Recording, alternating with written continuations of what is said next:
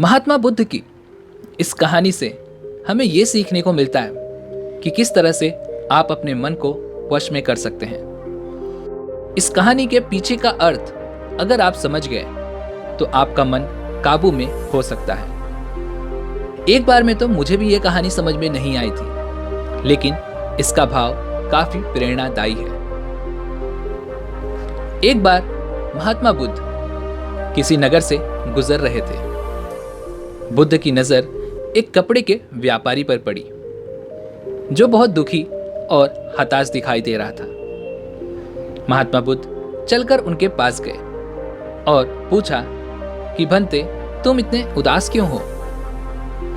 अगर तुम मुझे अपनी चिंता का विषय बताओ तो मैं तुम्हारी कुछ मदद कर सकता हूं। कपड़े के व्यापारी ने महात्मा बुद्ध को प्रणाम किया और उनको अंदर बुलाया। उस व्यापारी ने कहा कि जब से मेरी पत्नी हमें छोड़कर चली गई है, तब से मेरे घर पर मेरे छोटे बेटे की देखभाल के लिए कोई नहीं रह पाता।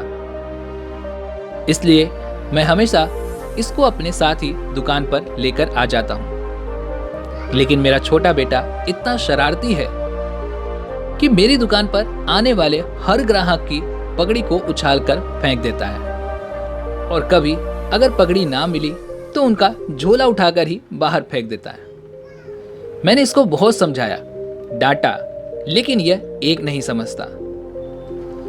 इसकी इस हरकतों की वजह से मेरे सारे ग्राहक खुद को अपमानित समझकर यहां से वापस चले जाते हैं। महात्मा बुद्ध ने उस व्यापारी की सारी बातें सुनी और उसके बाद कहा कि मैं तुम्हारी सहायता कर सकता हूं, पर तुम्हें मुझे वचन देना होगा कि मैं जो भी करूंगा तुम उसमें दखल अंदाजी नहीं करोगे और ना ही कोई भी प्रश्न करोगे। व्यापारी महात्मा बुद्ध को वचन दे देता है। अगले दिन महात्मा बुद्ध एक पगड़ी पहनकर आए और एक ग्राहक की भांति आकर बैठ गए। व्यापारी का बेटा आया और महात्मा बुद्ध की पगड़ी को उछालकर फेंक दिया। महात्मा बुद्ध मुस्कुराए और कहा, बहुत अच्छा, जाओ अब उस पगड़ी को वापस लेकर आओ। वह बच्चा दौड़कर गया और पगड़ी को लाकर महात्मा बुद्ध को दे दी। अगले दिन महात्मा बुद्ध एक कुल्हाड़ी और एक लकड़ी लेकर उस दुकान पर आए। उस छोटे से बच्चे ने फिर से एक बार महात्मा बुद्ध की पगड़ी को उछाल दिया। महात्मा बुद्ध ने लड़के को कुल्हाड़ी और लकड़ी दे दी और कहा, जाओ इस लकड़ी को काटो। व्यापारी को थोड़ा सा डर लग रहा था कि कहीं उसका लड़का अपने आप को चोटिल ना कर ले, लेकिन उसने महात्मा बुद्ध को वचन दिया था, जिस वजह से वो कुछ न कर सका।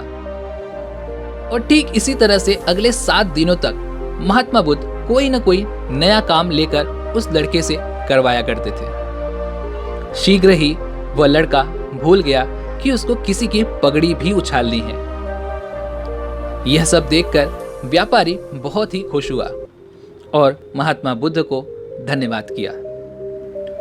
मुझे पता है कि इस कहानी का और मन को वश में करने का कोई विशेष संबंध आपको यहाँ पर नहीं दिखा होगा, लेकिन पहले आप इस कहानी के अर्थ को समझ लीजिए। अगर हम अपने मन को अपने हिसाब से काम नहीं करवाएंगे तो मन अपने हिसाब से हमसे काम करवाएगा।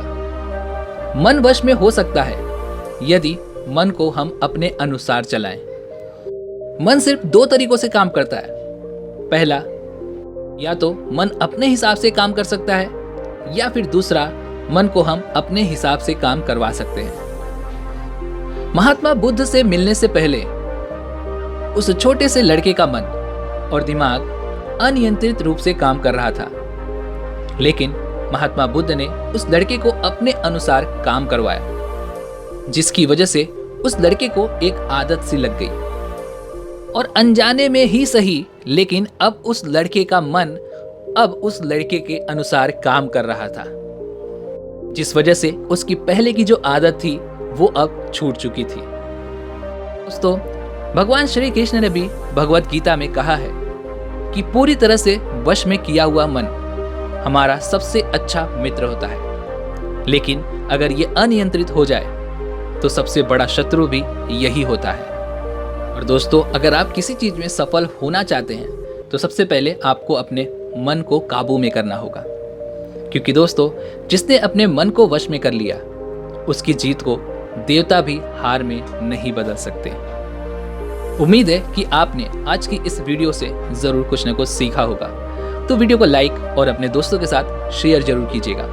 और दोस्तों, इसी के साथ में चैनल को सब्सक्राइब और घंटी बटन को ज़रूर दबा दीजिएगा। तो चलिए मिलते हैं इसी एक और वीडियो में, तब तक के लिए अपना ख्याल रखें। धन्यवाद।